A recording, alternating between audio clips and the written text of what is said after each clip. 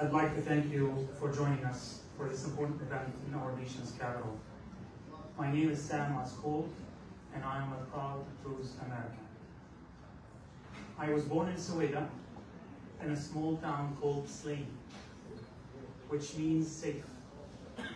For centuries, caravans traveling between the city of Damascus and the Arabian Peninsula would feel safe and secure once they reached Slain. That is how my town got its name, and that's where my story begins. First though, let me tell you about my community, the Druze people.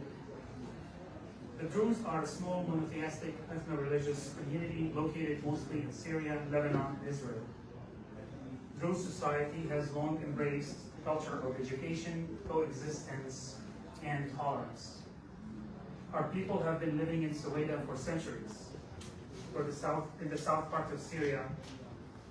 In 2016, the Syrian government estimated the population of Sueda to be 500,000, while more recent assessments suggest 350,000 residents remain. Druze, Christians, and Bedouins have lived side by side in Sueda for many generations, with only occasional disputes which have been resolved peacefully through local mediation. The Druze society in Sueda is characterized by secular traditions. Polygamy is not permitted, women are not bound by strict clothing codes, and are strongly encouraged to pursue higher education. I'm proud of my 3 sisters who earned degrees in pharmacy, business, and English literature. My wife also is a physician, and her 3 sisters are college graduates. I'd like to highlight to my fellow Syrians that the Druze community was always ready to support those who suffered crimes perpetrated by the brutal Assad regime.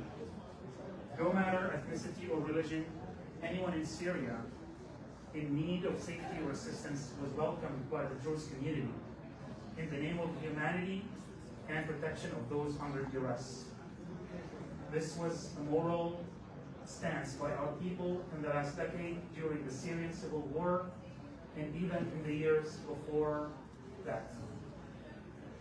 The Druze has sought to survive the often hostile ideologies and regimes around them by remaining close-knit, relying on one another, and limiting outside interactions to protect their community.